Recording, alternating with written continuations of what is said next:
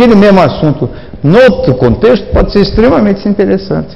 É em cada momento que se define isso. Né? Para quem eu vou falar o quê? Né?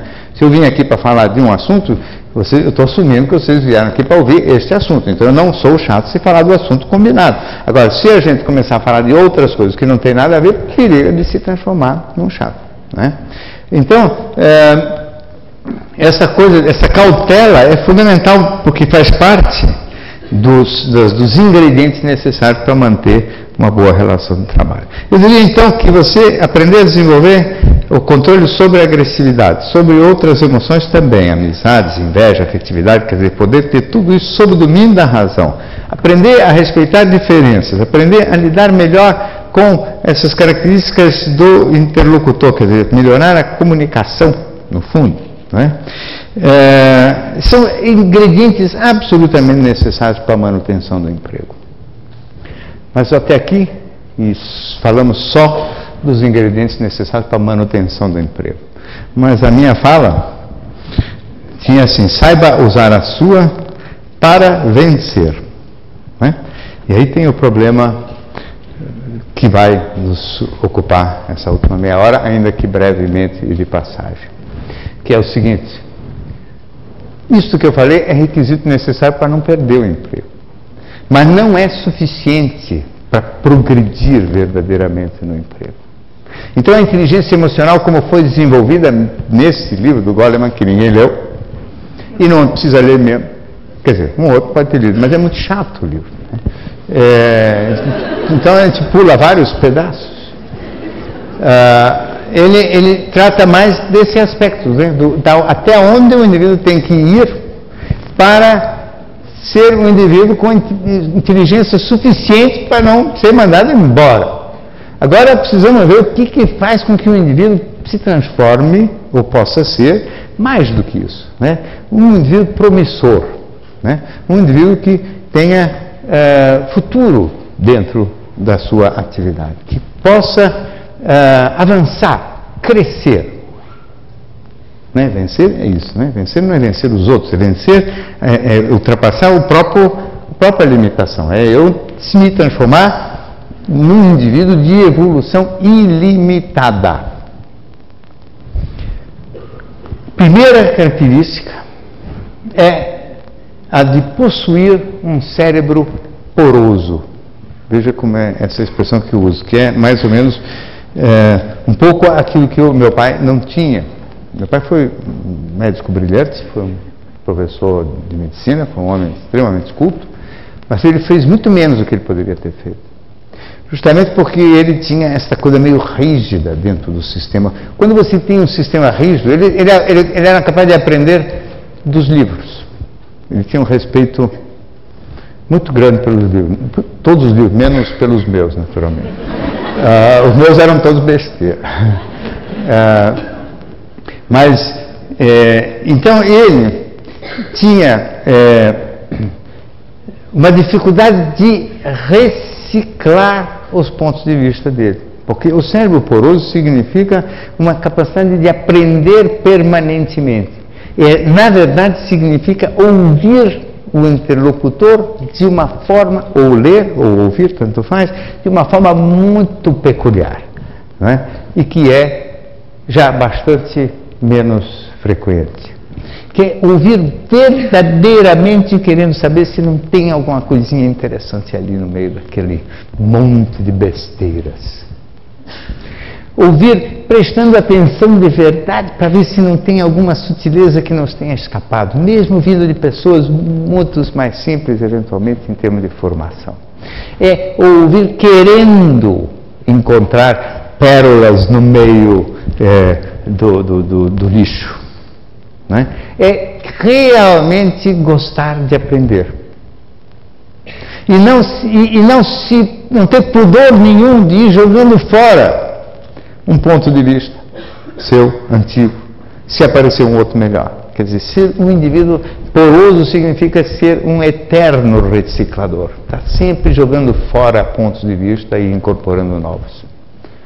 Isto é muito raro, mas vocês não tenham dúvida que é requisito fundamental para o indivíduo evoluir, crescer, vencer profissionalmente, mas principalmente até para ser feliz, porque cada descoberta dessa é um prazer monumental. Não é? O prazer do conhecimento, aprender, é o único prazer, na minha opinião, que compete com o prazer sexual. Perigo até de ganhar, porque ele também pode durar a vida inteira, né? E o prazer sexual, com os anos, ele pode se arrefecer um pouquinho, mas este gosto pelo conhecimento, esse respeito pela maneira de ser da outra pessoa, pelo modo como cada outro cérebro pensa, ele subentende também uma ideia muito profunda e que também é extremamente útil na questão da comunicação, que é outro requisito básico para as pessoas poderem progredir até o seu limite, que é compreender que cada cérebro é único. Nem podia ser diferente, né? Isso aqui é um computador. Quer dizer, nós somos uns macacos computadorizados, né? Então isso aqui é um computador que nasce vazio, sem programa, e cujo programa se constrói durante os anos de formação, né? O computador é diferente em cada um de nós, de nascença. São 100 bilhões de células. Computadorzinho enjoado. Mesmo quando gêmeos idênticos, as pessoas aí têm computador igual. Quer dizer, o hardware vem igual. Mas o software se fabrica. Aliás, é uma das coisas curiosas da história da humanidade, porque existe 120, 130 mil anos que existe o homem na Terra. E a nossa história só começou há 8 mil anos, talvez, 9. Porque nós tínhamos o hardware, mas não tinha software. Porque o software foi autofabricado, foi o homem que fabricou o software. Do nada. Eu acho que é uma das mais extraordinárias criações da espécie. E na nossa realidade, esse software é composto pelo aprendizado ou aquisição da linguagem, né? E daí já começa a ficar claro que cada grupo étnico já tem uma língua, né? E uma linguagem, uma aquisição, de modo que a comunicação, por exemplo, com um interlocutor, por exemplo, japonês, para nós, é encrencadíssimo. Isso não significa que o interlocutor brasileiro seja tão mais simples. A gente pensa que é mais simples por causa da fluência das palavras, né? O uso das mesmas palavras, mas cada software é absolutamente único. E nós, como espécie, demoramos 90 mil anos ou 100 mil anos para conseguir fabricar um embrião de software suficiente para poder ser transmitido de uma geração para outra, que foi a linguagem. Então tinha o equipamento, aprendeu-se provavelmente algumas coisas, mas não conseguia transferir para a próxima geração. Que coisa terrível, né? E fascinante ao mesmo tempo, né? Esse é o homem. Esse software é aquilo que os antigos sempre chamaram de alma, que é um bom nome, viu? Alma eu acho que é uma belíssima palavra, é boa inclusive para ser resgatada, né?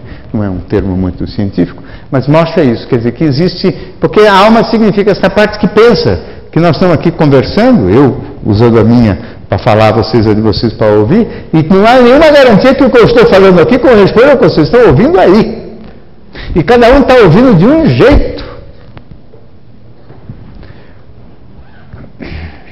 Quanto mais consciência eu tiver de que esta comunicação é precária, quanto mais eu tiver certeza que pode existir falha grave na minha chegada aí, entre o emissor e o receptor, provavelmente melhor será a minha comunicação. A minha boa comunicação depende da consciência de que nós somos todos únicos. E que, portanto, a nossa comunicação será sempre precária. E esse caráter único, a gente não gosta muito de ver porque ele nos faz sentir sozinhos, né? Define aquilo que o Ortega y Gasset, um filósofo espanhol, na minha opinião, fundamental, que morreu no início dos anos 50, que é a primeira metade do século XX, o Ortega chamava de solidão radical. Solidão radical significa isso, quer dizer, por melhor que a gente queira se comunicar, tem um abismo, porque o software é único. E mesmo quando são gêmeos idênticos, crescidos no mesmo ambiente, com o mesmo hardware, o software é diferente. Eu já atendi vários gêmeos idênticos suficientemente diferentes para nem parecerem gêmeos. Um deles, por exemplo, que me vem à memória, era homossexual, o outro heterossexual. Mesmo hardware, mesmo ambiente, mesmo contexto, e alguma pequena vírgula no software, um resolveu andar para cá, o outro para lá.